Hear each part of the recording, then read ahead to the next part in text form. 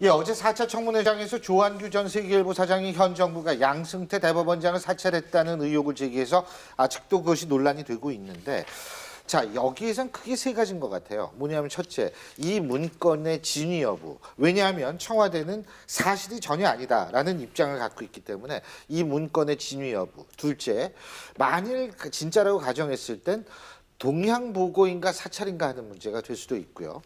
그래서 일단은 어떻게 진위 여부는 우리가 여기서 얘기할 수 있는 것은 아닌 것 같고요. 동향보고와 사찰 어떤 차이가 있습니까? 예, 제가 먼저 말씀드리겠습니다.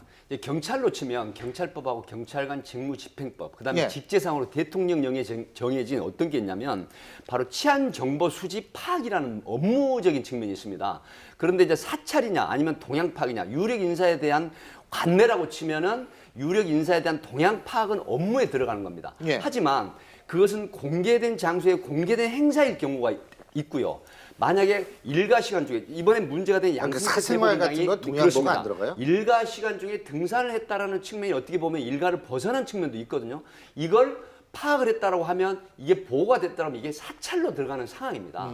하기 때문에 객관적으로 보면 치안 정보 수집, 소위 말하는 업무적인 범위를 벗어난 이런 어떤 사찰로 보는 그럴 수도 간주하는 있다. 게 더 예.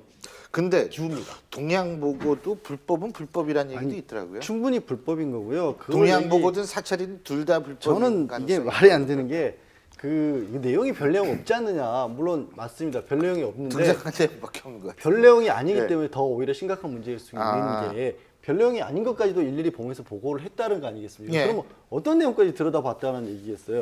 오히려 정말로 뭔가 심각한 문제가 있었다면 정상적인 어떤 라인을 거쳐서 그 부분을 조사를 해서 거기서 나온 거란 모르겠는데 그냥 언론기관과의 약간의 사소한 문제 같은 것을 대법원이 어떻게 뭐 풀어나가는지를 그것까지 보고서를 만들었다? 이게 더 심각한 문제는 거죠. 그래서 대법원 공보관이 일상적인 사찰을 썼다는 표현이 바로 그겁니다. 그 일상 생활을 왜 들여다봤냐는 거예요. 대법원장을. 그러니까 그러니까 동향이든 사찰이든 어쨌든 문제가 있다. 만약 이 문건이 사실이라고 가정을 했을 때에는 특검이 인지수사한다는 거 아니겠어요? 그렇죠. 특검이 지금 고발도 돼 있기 때문에. 우리나라 헌법이 지금 상권 분립을 예. 규정하고 있지 않습니까? 예.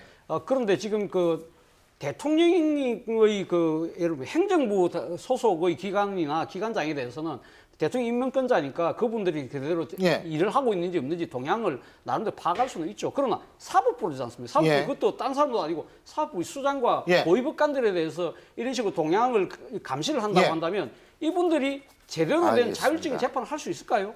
예. 법과 양심에 따라 재판을 할 수 있을까요? 이 예. 부분에서 사실 심각성이 있다는 거예요. 알겠습니다. 어쨌든 특검이 일단 고발이 들어왔기 때문에 수사하고 인지수사의 가능성도 얘기를 하고 있기 때문에요. 수사를 지켜보는 수밖에 없을 것 같습니다. 오늘 네 분 말씀 여기까지 듣겠습니다. 고맙습니다.